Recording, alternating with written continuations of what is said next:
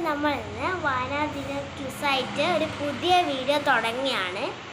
വീഡിയോയുടെ പേര് quiz world എന്നാണ്. അപ്പോൾ നിങ്ങൾക്ക് എല്ലാവർക്കും ക്വിസ് വേൾഡ് സ്വാഗതം. എന്ന് വെച്ചാൽ ഇപ്പോൾ നമ്മുടെ വായനാദിനത്തിന് 5 ദിവസങ്ങളേ ഉള്ളൂ. ഇനി അങ്ങോട്ട് വായനാദിനം എന്നല്ല, എല്ലാ ക്വിസിൻ്റെയും ചോദ്യങ്ങളും ഉത്തരങ്ങളും ഉണ്ടാവും.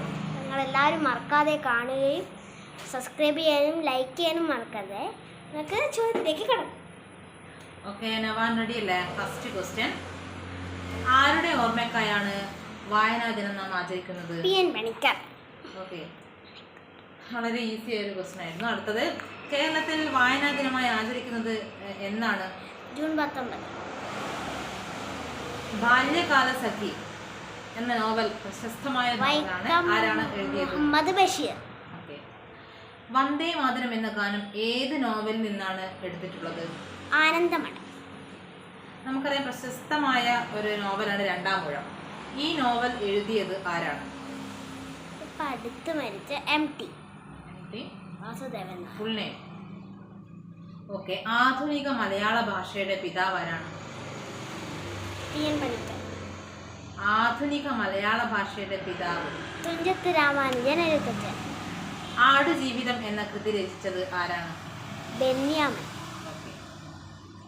കേരളത്തിന്റെ വാനമ്പാടി എന്നറിയപ്പെടുന്ന ഗായിക ആരാണ്? KS ചിത്ര.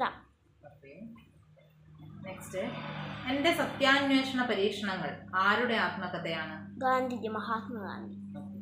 ലോകത്തിൽ ഏറ്റവും കൂടുതൽ വായിക്കപ്പെടുന്ന പുസ്തകം ഏതാണ്? ബൈബിൾ. ലോകത്തിൽ ഏറ്റവും വലിയ പുസ്തകം ഏതാണ്? മഹാഭാരതം. ഓക്കെ, PN പണിക്കരുടെ പ്രശസ്തമായൊരു വരികളുണ്ട്, എന്താണെന്ന് പറയാമോ?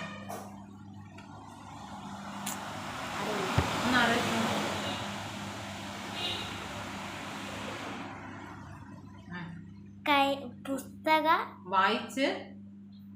വായിച്ച് വളരുക, ചിന്തിച്ച് വിവേകം നേടുക. ഉറൂബ് എന്ന തൂലികാ നാമത്തിൽ അറിയപ്പെടുന്നത് ആരാണ്? PC കുട്ടിക്കൃഷ്ണൻ. എന്റെ ഗുരുനാഥൻ ആരുടെ കവിതയാണ്? വള്ളത്തോൾ നാരായണ മേനോൻ. ലോക പുസ്തക ദിനം എന്നാണ്? ഏപ്രിൽ 23. ഒരു ജാതി, ഒരു മതം, ഒരു ദൈവം, മനുഷ്യന്. ഇത് ആരുടെ വാക്കുകളാണ്? ശ്രീനാരായണ ഗുരു. രാമായണം എഴുതിയത് ആരാണ്? രാമായണം വാൽമീകി. ഓക്കെ, ആനന്ദമഠം എന്ന നോവൽ എഴുതിയത് ആരാണ്? ബങ്കിം ചന്ദ്ര ചാറ്റർജി. ഓക്കെ, നമ്മൾ 20 ക്വസ്റ്റ്യൻ ആണ് നമ്മൾ ഇവിടെ ഡിസ്കസ് ചെയ്തത്. അപ്പോൾ നമ്മൾ ഇന്ന് 20 ക്വസ്റ്റ്യൻ ഇവിടെ ഇട്ടിട്ടുണ്ട്. ഇനി അങ്ങോട്ട് കുറേ വീഡിയോകൾ ഉണ്ടാകുന്നതാണ്. നിങ്ങളെല്ലാവരും വീഡിയോ കാണുക. നിങ്ങൾക്ക് എന്തായാലും ഇഷ്ടപ്പെട്ടെങ്കിൽ ലൈക്ക് എന്തായാലും ചെയ്യുക. അപ്പോൾ